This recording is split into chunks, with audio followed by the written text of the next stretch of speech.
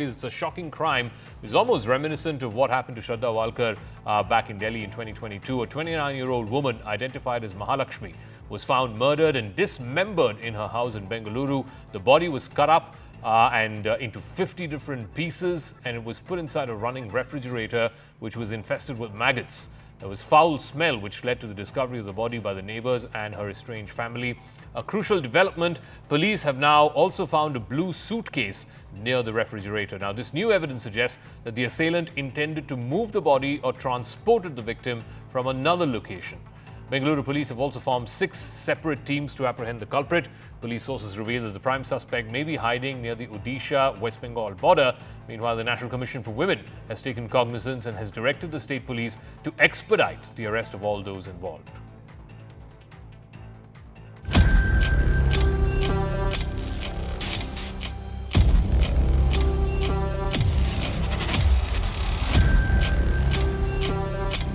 Police are not very sure on whether the assailant killed her here and cut her body into multiple pieces, because they haven't found any major blood mark, blood stain over there, apart from the one that is seen coming from the fridge whenever there was a power cut.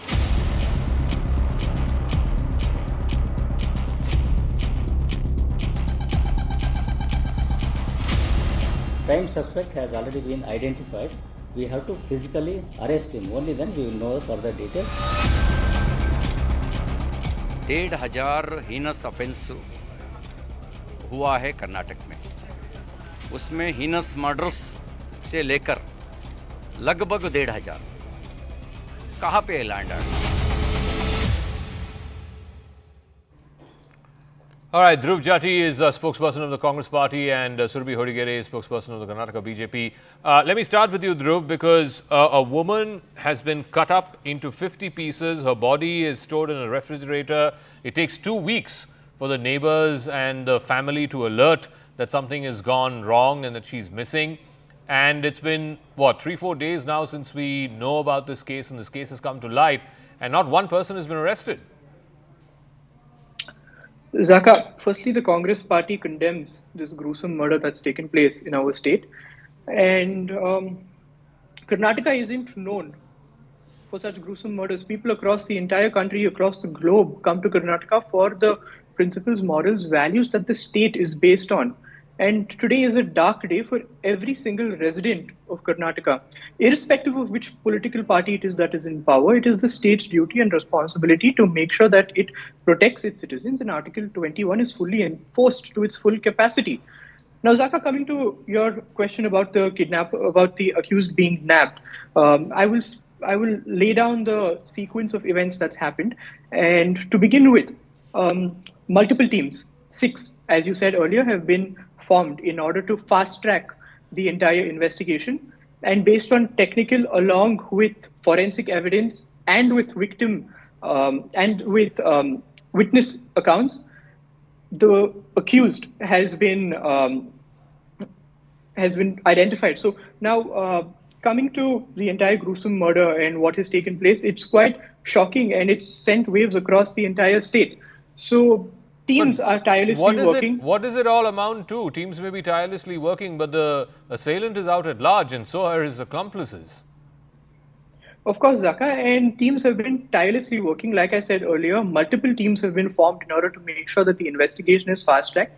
And at this point of time, responsible political parties, media, public at large should act diligently in order to make sure that, the accused is caught, and also keeping in mind the privacy of the victim and the suffering that is happening at this point of time. Okay, again, Surabhi Hodigere, you heard Dhruv respond to what he's saying, and that we hope that the accused is nabbed at the earliest. This is gruesome. Karnataka is not known for this, and that you need to keep patience for a few more days and the accused will be nabbed. I joined the Congress spokesperson in condemning this horrific incident. Having said that, I think he called for responsible behavior from all segments of society and polity. as a responsible opposition, it is my duty to raise the fact that there has been a 31% increase in murder in from 2022 to 24 in Karnataka. There has been a significant increase in crimes against women, 29.9%. This is NCRB data. There has been a lot of news around women, crimes against women, be it Neha Hiremat, be it Anjali, be it the case in Bidar. There was a issue where a woman was tied to a pole in Belgavi. This is what we've been seeing in 2024, and it doesn't take a scientist to draw this correlation that there is some lack of fear against the law and law enforcement agencies that has cropped up in Karnataka since this new government came to power. I'm a woman who is sensitive to, not politicizing these issues, but unfortunately here we are, which is that there is no fear for disgrace in society against the police, against the state administration, because there's a very casual attitude. When the Rameshwaram blast happened, several ministers in the cabinet said that it was just a cylinder blast. Recently, when the Nagamangala incident happened in Karnataka, the Home Minister brushed it off and said it's a small incident. This casual nature of the administration against crimes, whether it is against women, the most heinous, or crimes against anyone in society, is what is causing this lawlessness. And there is lawlessness, sir, because this is the 7th big case against a woman in September alone in Karnataka. Yes, we are not known for these things, but I think it's very wrong to assume and say, we are not known or not. So Dhruv, just to say that, Karnataka has not had a history of such violent crime doesn't absolve in any way what's been happening. I mean, you remember the case that happened just a few weeks ago in Bengaluru, where someone just barges into a PG, guest accommodation, and hacks a woman to death. I mean, now this case has happened, Dhruv, where for 2 weeks no one knows that such a person is missing. Her body has been chopped up into 50 pieces and stored in a refrigerator. That's not particularly a great advertisement for law and order. Zaka, again, irrespective of which political party has been in power in Karnataka for the last decade or so, crimes against women across India, not just in Karnataka for the matter of fact, have been rising. And there are a long list of crimes at the tip of my tongue, which can, blot out bunch of crimes against a woman under BJP rule states. But today isn't that day, Zaka. Today is a day where we shouldn't be, pointing fingers at each other. It's a day in which public at large should be assisting the police in order to make sure that the accused is nabbed at the earliest. I mean, it's not difficult for me as a Congress spokesperson to come and speak about the latest allegations against Muniratna, who is in fact accused of committing acts of genocide in the state of Karnataka. Today isn't that day, Zaka. Today is a day in where... But Dhruv, the main accused is on the border between Odisha and Bengal, as admitted by the cops themselves, the Karnataka police themselves. Now, my point is, who let him get till there? Zaka, like you said earlier, this is a very rare case. It's not a case where you see people being chopped up and thrown into a refrigerator in Karnataka. It's rare. Nobody knew that the victim was even missing for 2 weeks.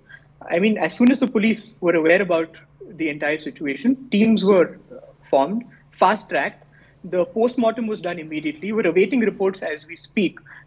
The executive is doing its best to make sure that the accused is nabbed at the earliest. And I think it's important we also acknowledge that. It's important that we acknowledge that the executive is doing its entire best to make sure that the accused is going to be nabbed. We'll see how soon the accused is nabbed and his accomplices are nabbed. But Surabhi, the charge against the BJP and right-wing ecosystem, right-wing handles on Twitter especially, is you guys were jumping to conclusions saying, oh, there's a Hindu-Muslim angle here. One of the accomplices to this murder is a man named Ashraf, so on and so forth. Today, the Bengaluru police have cleared that that's not the case at all.